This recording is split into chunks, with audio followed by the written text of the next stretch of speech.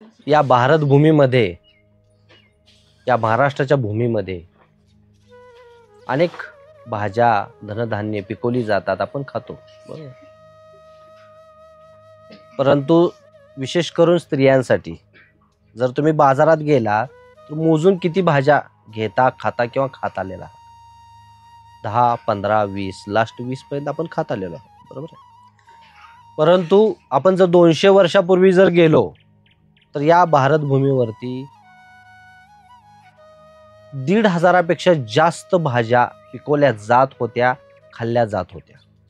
प्रांतावाईज वेगवेगळ्या आहे. जसं केरळमध्ये गेला तर थोड्याशा वेगळ्या येतील, कर्नाटक असेल, आंध्र प्रदेश असेल, तामिळनाडू असेल, वरती मध्य प्रदेश असेल, हरियाणा असेल, यूपी असेल, वेगवेगळ्या भाज्या.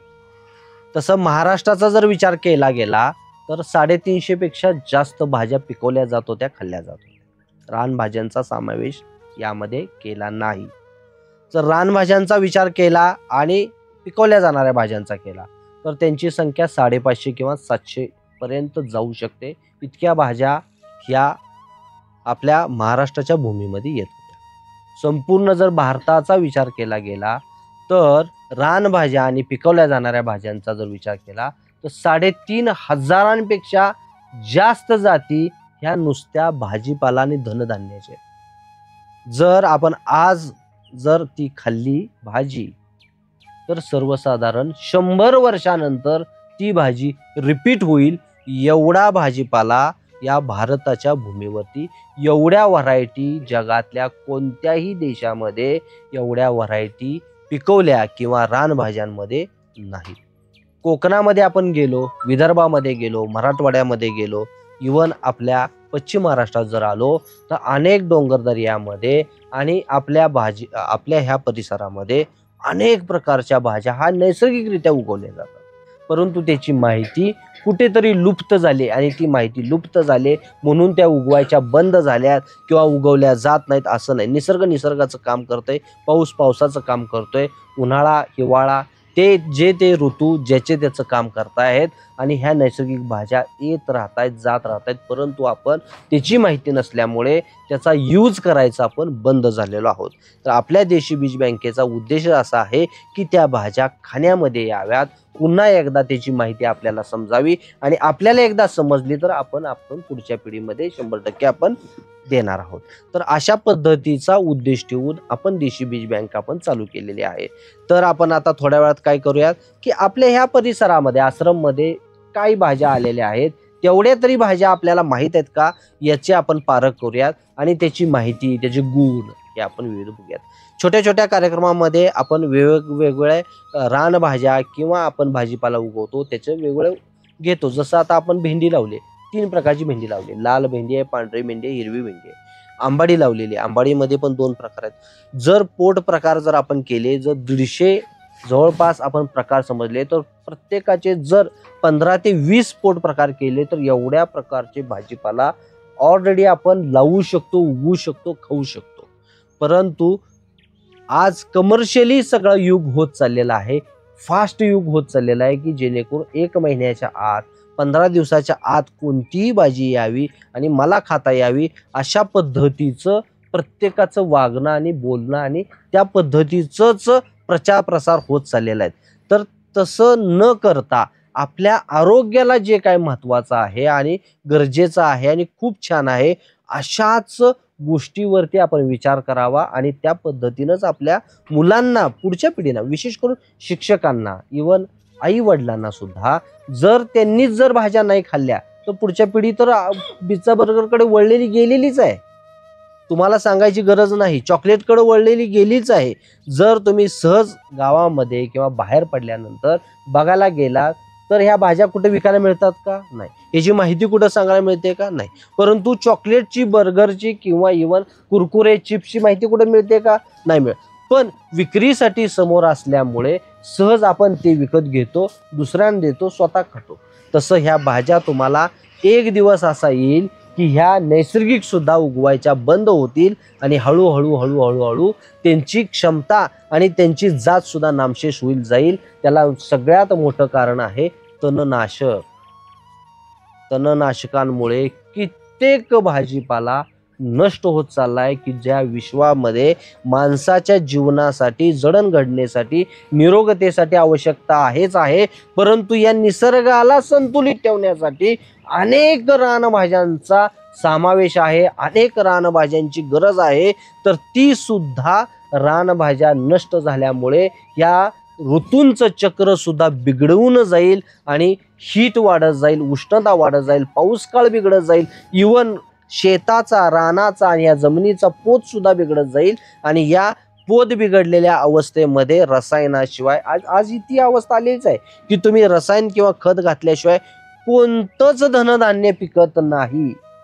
बरोबर आहे. शेणखत आपण जरी म्हणलो आपण शेणखत घालू, शेणखत सुद्धा घालतात लोक, नाही अशातला भाग नाही. परंतु जी जमिनीचा पोत जुना होता, की जो बायोकार्ब आपण म्हणतो, बायोकार्ब म्हणजे काय, की यातलंच जे काही तण असेल, यातलंच उगवणारे जे काही वनस्पती असेल त्या जमिनीमध्ये गेल्या पाहिजेत, कुजल्या पाहिजेत आणि त्याच्यातून नैसर्गिक एक कार्बन तयार व्हायला पाहिजे. त्याला आपण बायोकार्ब, पूर्वी ढेंच्या किंवा तुमचा ताग लावायची लोकांनी मुद्दाम ते गाडायची जमिनीत का, तर तो बायोकार्ब यायचा.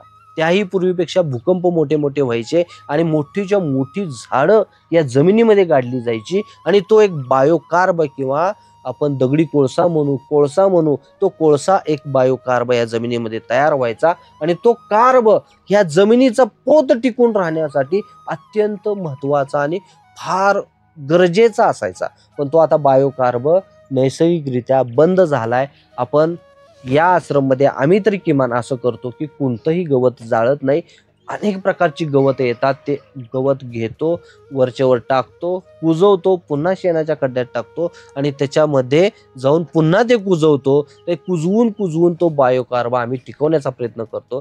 कुठलंही तणनाशक या आश्रममध्ये फवारलं जात नाही. कोणतंही औषध कोणत्याही झाडावरती, भले ते कीटकनाशक असू दे किंवा काही असू दे, तेही फवारलं जात नाही. असा एक प्रकारचा प्रयोग आम्ही गेले 3 ते 4 वर्ष करत आलेलो आहोत आणि 100% त्याच्यावरती ज्या झाडाची इम्युनिटी पॉवर कमी आहे ते स्वतःची इम्युनिटी पॉवर वाढवतंय. जरी रोग पडला तरी काही दिवस ते नरमतं, कमी होतं, त्याचा पोत कमी होतो, परंतु पुन्हा ते उभारी घेतं आणि स्वतः इम्युनिटी पॉवर वाढवून त्याच्यामध्ये खूप छानरित्या ते पुन्हा पीक द्यायला सुरुवात करतं. जसं यावर्षी आम्ही पिवळा मूग 1 गुंठा लावला होता, सर्वसाधारण 150 ग्रॅम लावला होता, तर जवळपास तो 9 ते 10 किलो, 100 ते 150 ग्रॅमला किती आला, 9 ते 10 किलो उतार 1 गुंठ्याच्या आत जमीन होती त्याच्यामध्ये पडला.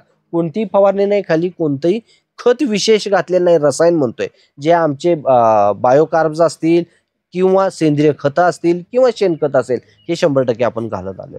तर रानभाज्यांचा जो महत्व आहे की लहान मुलांना पण समजलं पाहिजे, विशेष करून स्त्रियांना, की भाज्या कशा करायच्या, भाज्या कोणत्या आणायच्या आणि कोणत्या द्यायच्या. जशी पूर्वी म्हणायचो की एक स्त्री शिकली म्हणजे कुटुंब शिकलं, बरोबर आहे. तसं एका स्त्रीला जर आयुर्वेदाचं ज्ञान असेल, एका स्त्रीला जर वनस्पतीचं ज्ञान असेल, एका स्त्रीला जर घरी जे काही मसाले, त्या मसाल्यांचा वापर कसा करायचा याचं ज्ञान असेल आणि रानभाज्यांचं जर ज्ञान असेल, तर निरोगी पिढी जन्मायला आणि ती जन्मलेली पिढी आयुष्यभर निरोगी राहायला, दोन्ही गोष्टी महत्वाच्या आहेत. निरोगी पिढी जन्मायला आणि जी जन्मलेली पिढी ती आयुष्यभर निरोगी राहायला जर मदत कोणाची होईल तर त्या शिक्षित जी ज्ञान असणारी स्त्री आहे तर तिलाच होईल. त्यामुळे लहान मुलांसाठी, स्त्रियांसाठी या बीजांची माहिती असणं आणि आपण काय खाल्लं पाहिजे आणि काय खाऊ घातलं पाहिजे, या दोन्ही गोष्टी. लॉकडाऊन आलो त्यावेळेला रानभाज्या कोणी किती केल्या, अगदी तुरळक. परंतु केक किती जणांनी केले ते सांगा, प्रत्येकाने केक केले, बरोबर आहे. तर त्यावेळेला जर आपण ह्या रानभाज्यांची भाजी आणि रानभाज्यांचाच किंवा आपल्या देशी भाज्यांचाच वापर जर जास्त केला गेला असता तर कदाचित कोरोना फार लवकर गेला असता, बरोबर आहे. त्यामुळे आवड, सवड आणि निवड याच्यामध्ये तिन्ही गोष्टीमध्ये पुन्हा एकदा मी सांगतो, आवड, सवड आणि निवड यासाठी देशीच बियाणांची आवड व्हायला पाहिजे, सवड त्याच्यासाठीच काढली पाहिजे आणि निवड सुद्धा त्याचीच केली पाहिजे. असा निर्धास्त करून आपण उठूयात आणि रानभाज्या बघूयात. चला.